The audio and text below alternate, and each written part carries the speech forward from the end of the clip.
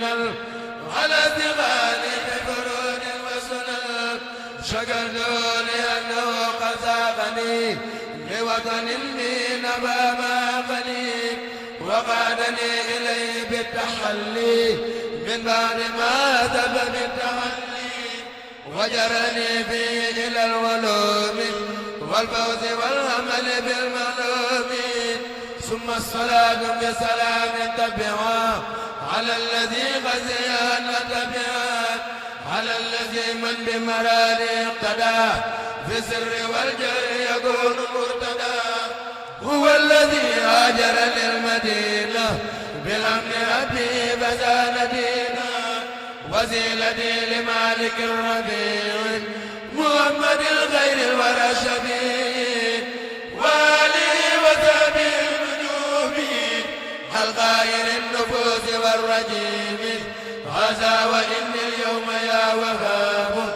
خيرك في الدارين لا أهاب وإنني يا بر يا كريم دائم عن شكرك لا أليم منذ جذبتني إليك يا معين عناية منك إلي لتعين فقمت مجذوبا إليك منك بك عليك ورديت عنك مفوضا مسلما إليك أمري مهاجرا لما لديك ثم إليك لا إله سواك حسبت لما لم أجد سرواك فجدت لليوم بغير منن وقلتني إلى اتباع سنني من بعد ما كان امتداد الناس يدخلني بزرق الحناس وكدت للغمداء والإطراء أفاد في التاليف والإقراء وفي التعلم وفي التعليم وفي استقال بهدى المعلوم فقلت ذا شكر وذا توسل بالمصطفى الشفيع عين الرسل وببنيه وبناته معاه ليسمعوا في سريعا أجمعا يا بر يا غفور يا عليم إني يا غمر تائب مليم يا بر يا رحمن يا وكيل إني كسول نائب مقول يا مالكي يا خالق الأنام أمن هوايا قلل المنام يا خالقي يا كامل الصفات لك اشتكيت كثرة الآفات وأنت ذو الجلال والإكرام فنجني وأولني مرامي منك أروم اليوم أن أكون بمن أبوا لخيرك الركون وأن أطيعك بنهج المصطفى سنتي بين أيام اصطفى يا غافر الذنوب يا غريب إني عبيد هنا غريب لرب ذاك ولإخواني جميع سعادة الدارين حقا يا سميع هب لي في هذا الدعاء إجابة بالمصطفى والآل والصحابة هب لي خير الحسن في المقاسم ولزم الدين بجاه القاسم وليكشف الليل الهوى البهيمة بحرمة المغضوب إبراهيم وليصح خير حلال طيب وخير جيران بحق الطيبين وسافني في باطن وظاهر وربي الخلق بحق الطاهرين ونقني ترقية الغفية ببنته رقية السبية وقيادا يا أقربا وأجنبا ومسلما وكافرا بزينبا وأمني بالخير والسلامة بأم كلثوم إلى القيامة وليجر ربي بحسن الخاتمة هنا وفي قدم بداية فاطمة صل على أبيهم والآل وصحبه وليستجب سؤالي وكن أنيسي واحمني من الضرر ونجني من اغترار وقرر ونجني ربي والأقدار هنا وفي قدر من الأقدار ونجني والمسلمين من بلاء ونق جسماني في قدر البلاد يا ربنا يا ربنا يا ربنا يا ربنا يا ربنا يا حبنا هب لي بجاه من هو المختار دنيا وأخرى خير ما أختار واجعل حجابا بيننا وبين كل أذى ودفع عنا العينا. يا الله يا نسير يا جليل إني حقير مهدم سليل فادعني بك وهب لي الأرض بمن على جملة وجن وعرض. سيدنا محمد باب الفلاح وسيلتي إليك في ليل الصلاة وصليا وسلما عليه وكل من قد انتمى إليه واغفر ذنوبي وتقبل عملي ولي رب خير منى وأملي. يا من علا عن المكان والعرض إني ساكن هنا وفي مرض فكن أنيسي واغسلي من السقم حتى أكون سالكا خير لقم. يا عدل يا مذل يا من يؤمن أنت مديري هنا يا مؤمن فأبدا كن مؤمني يا ذا الجلال من كل سوء وعذاب وضلال. يا من على عن زوجتي وعن ولد حني وهد من أهل ذا البلد. يا من على عن زوجتي وعن ولد حني وهد من أهل ذا البلد. وجل إلهي مسكني طوبى أبد مثل المياه بجاه خير من أبد. وصليا عليه أفضل الصلاة وآله وصحبه ذوي السلام وكل من خدمني أوزارا فنجني واغفر له أوزارا وكل من أحبني أو مالا إلي فارزقه هدى أو مالا وكل من شتمني أو لاما فهب له توبة واستسلاما فكل من أساء ثأره بيا فليقلب قلبه يا ربي يا وتكفني أذى جميع العالمين وتكفيهم أذايا يا ربي أمين. وجل بنائي بناء عافية يجرني إلى غيور صافية وجل بنائي بناء علم وعمل بسنة وعلم وجل بنائي بناء الاهتداء وتكفي عني كيد كل ذي اعتداء وتكفني الدار أذى الشيطان وإذبه الباغين بالأوطان وتكفي عني كل شخص لم يرد وجلك فاسرب سريعا يسرد وتصرف الجملة ما يفسد عن يدي وعن داري سريعا يسرد وتلقي المسلم في يدي وفي داري وثبتنه بالله الوفي وأهلني وأهل من يعينني وكفني جملة ما يهينني ومسكني سلم من الفجار وامنع على الأهل بماء جاري واجعل ربي مننا معجلة جالبة لمنن معجلة. يا حي يا قيوم كل يا مجيب أنت المجيب والكريم والرقيب إليك وحدك فرغت من سواك فكن بذاك قائمي إلى هداك وليكن ربا وليا ونصير ولجميع المسلمين يا بصير وكسر الخيرات هذا البلد ورزقه وتكفيه النكدين وتسلطا فيه جماعة تقيم الصلوات الخمس دفا يا حكيم ونجنا من شر هذا الزمن وشر خيره وكل فتنه وتقنا شر النصارى واليهود وشر إبليس وكل ذي جهود والجن والدجال والسودان في الشرق والمغرب والبلدان وشر ما في الأرض ضرا والسماء من ظاهر وباطن انتدما. يا لطيف يا كريم يا جليل عامل جميعنا بلطفك الجميل وكلنا كل النجاة والفلاح ووفقنا لصواب والصلاح ودورنا بفعل ما أحببت ودفنا عن فعل ما أبغضت ولا تكن مبتليا منا أحد دارا بما ليس يطيق يا سمد وهب لنا التيسير والفلاح في كلتي الدارين والنجاح بجائز اليوم وجاء مولد في برمنا مثله ولم نجد محمد الأفضل خلق الله بلا تردد ولا استباء عليه صلي أبدا خير الصلاة بها نرافق القياد والثقات وهبنا أخذ الذي آتانا وترك ما نزل معانا حتى يكون كلنا في الحركات مقتديا بسنة وسكنات ونجنا بجاهل من دعواه وتكفي عنا كسبا والأهواء وتكفنا الهوى وما لا يعني وبك دوبا عننا يا مغني يا الله مغفرتك المؤملة أوسع من ذنوب آس مهولة يا بر رحمتك أرجى لنا من عمل نكسبه فاغفر لنا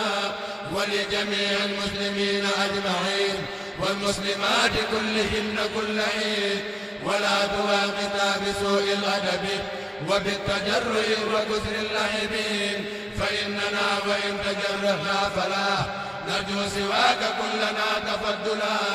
ولا تواخذنا بكثرة الفضول في زائر وباطن وفي القبول وكن مؤيسنا من الوباء وكل نازل من السماء وكل ما يجر في الأرض وما بينهما يكون يا رب السماء وزق قلوبنا مع الجوارح للبر والتقوى بجاه ناسين وصلي الأسكى صلاة نافعة عنا وباء من جراد مانعة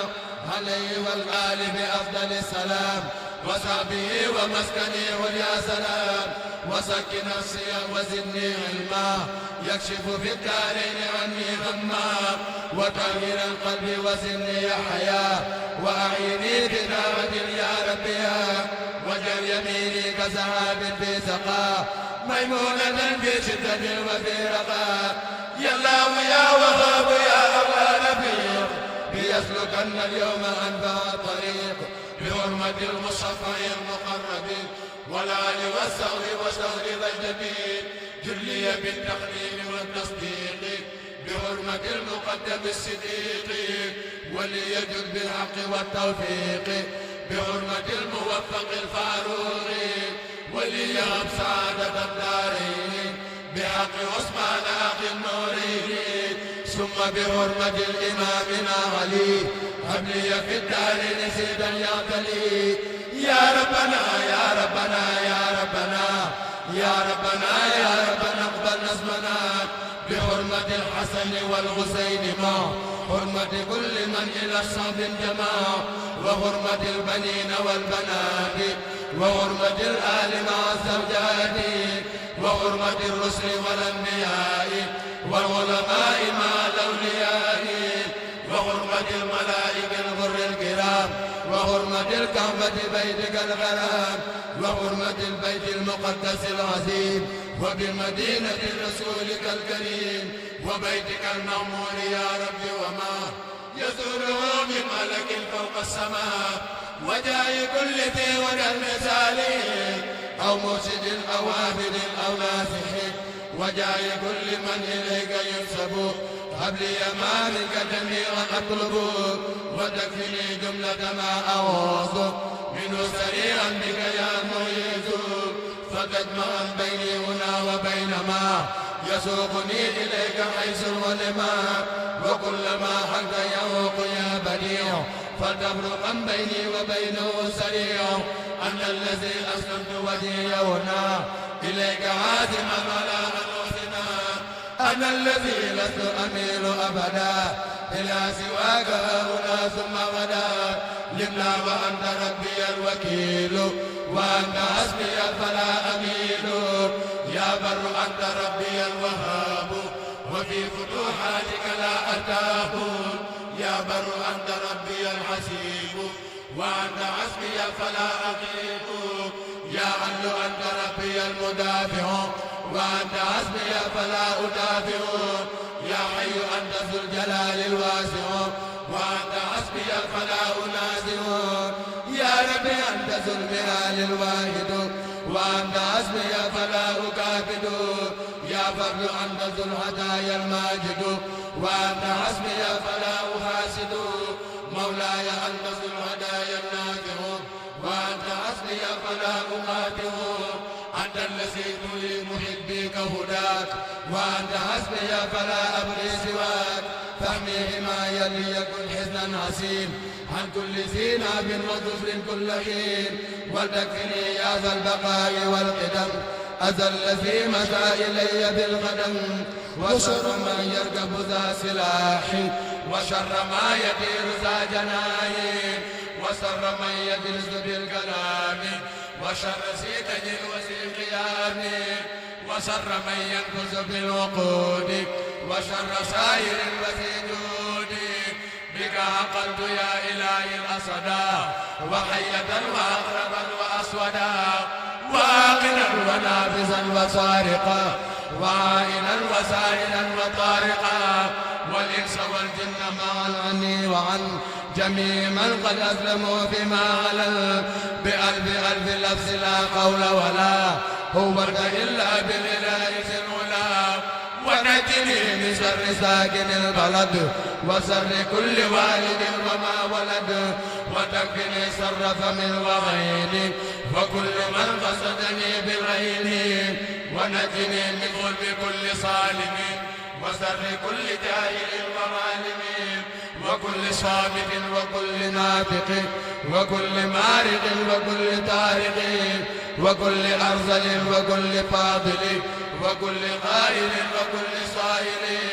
وكل طائر وكل ماشي وكل خامل وكل فاشي وكل حاسد وكل ساني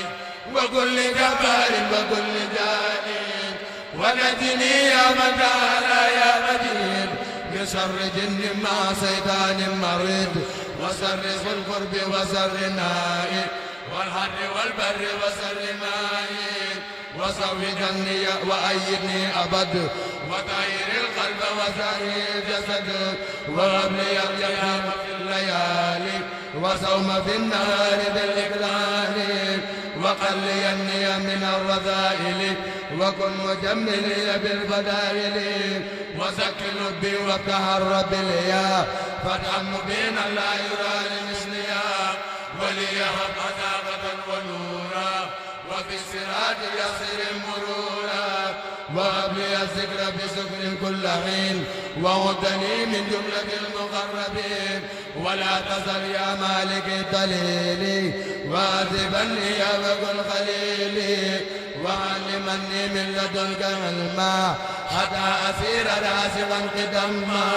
وكن معيني على الشيطان والنفس والقلق مدى الأسمان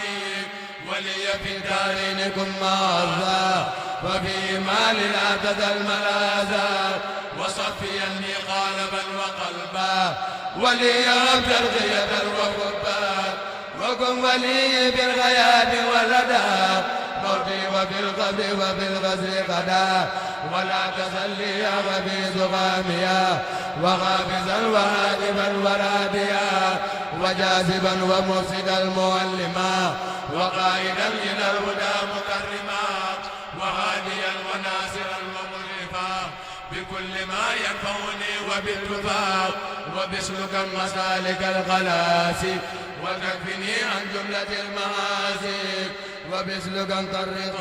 الأولياء النجباء المخلصين الأصفياء وبسلك الرب طريق الأولياء النجباء المخلصين الأصفياء وأولني سعادة لست أرى شقاوة من بعدها أو دررا وتثبتا حبك في فؤادي وحب غير خلق في تمادي وحب آله وصحبه جميع ثم حب كل مسلم مطيع يا ربنا يا ذا الهدايا أجب توسلي بالمصطفى المنتخب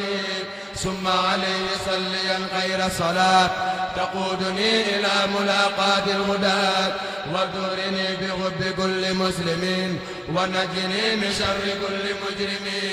وأغنني بطاعة وتكفني عن المعاصي وجميع الفتن وتخرج الأخيار من فؤادي وتنقل الأنوار في ريادي وكن معيني على ما يصلح وتكفني جملة ما ينبغ وترني دقائق الأسرار من علمك النافع والأنوار وهب لي اليقين والعرفان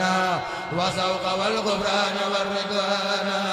والاستقامة على العباد والكشف والعيان والسعادة وأصلحا أمة خير مرسلين وفرجا عنهم جميعا يا عليم وارحم وبارك ثم عاف كلهم ونجيهم وذبهم واغفر لهم واجعل يا ربي من أعظم العباد عندك عزا ونسيبا في تماض واجعل جميع حركاتي لك وسكناتي داعا بفضلك واجعل حياتي ومماتي في السنن والفرد والمندوب سرا وعلنا واجعل مماتي راحة لي من نصب ومن جوى ومن غراب ووصب وعملي كله مقبولا حتى أكون مرتدا مقبولا ومسكن اجعل مسكنا مباركا وسيرا لسالكا وناسكا أدعوك أن تجعل دار التقى والعلم والدين ودار الارتقاء وجنة لسالك مريد وجنة لنادق مريد ومنفعا لكل عاد مسلمين ومنفعا لكل عاد مسلمين وحاجة لمن منه بالارتدى وهدة على مخالف الغداء وعلى لطاعة الرحيم ومهربا لطاعة الرجيم ومسلكا لسبل اتباع ومسلكا لسبل اتباع ومسكنا لجلب كل خير ومسكنا لدفع كل خير وسببا لفن غير الغيب وسببا لدفع غير الغيب وادعو جلال رزق وامان ورحمة وسعة كل اوان يا دافع الاسماء والاقدار بالمصطفى فكل سوء النار وفر لمن منعوا بنا ربيع وفر لمن امرهم بجميع ولجميع من لا نوم له بناء الذي بفضلك اغتلى وفر لكل من بها سكنا وللذي لا لغير ركنا ونجعل الرذات الامتلاء نورا ورحمة بلا انتهاء ورزق واجعل أطيب الغلال في العسر واليسر على توالي وليجد فيه بعلم ينفعه ورحمة السيد بقلب يخشعون وليغفر فيه دعاء يسمعه مع القناعة بنفس تشبه وزوجة صالحة تعينه على التقى والبر يا معين واذلا كنف سترك ابد علي مع جملة اهلي يا صمد واجلب سرادق سكالا داري وما فيها جميع المشكلات وترغلي جميع في مكنوني حيبك والجملة عن الفتون واسرار الخلق والرزايا والجن والشيطان والبلايا وأمرني بالتقى والنور والسود والورع في الدور ومسكن جعل مسكن الغفران والرشد والعرفان والرضوان ودار إخلاص وصدق وورع ودار سنة ومنجم من بدع وجر دبا مسكن التعلم وموضع الفكرة والتفاهم ومسكن الإرشاد والتعليم ومسكن التصويب والتفهيم وجعل مسكن الخروج من ظلم للنور واكف عنه كل من ظلم وجعل دبا مسكن اتباع لسنة الله مسكن ابتداء وجعلوا يا ربي أب مسكني في أرضنا لك وللماء سنين ودعم داري عن الفجور والفسق والباطل في الدور وانفي الوباء والبلايا كلها عنا وطيب شربا واكلات وجعل غريمنا منا وكن بمرسيك في لندامنا واجلب له الخير من الجهاد الست واكفيها عن الآفات حني عن الشيطان يا جليل ومسكني وكل ما أقول يا الله يا حفيظ يا ذا الأمر يا فائق الخلق معا بالقهر نفسي وديني ثم أهلي والولد ومسكني لك وديعة الأبد وكذا دنياي مولاي ففيه مع النسر في الرزايا واضرب عذاب النار عن جملة من بيتعلق من أبناء الزمن وجملة الإخوان من أقاربه في الدين أو في الدين والأجانب فليكن حسنا ودأبا يا صمد تولني ولا تكلني لأحد ورم جميع المسلمين أبدا وصلي وسلما سرمدا على محمد الوسيلة لك وليبوس الختام عندك وقسم الصلاة للصحابة على لي وابلي الإجابة وتصرف الصلاة للصحابة على لي وابلي الإجابة وتصرف الصلاة للصحابة على لي وابلي الإجابة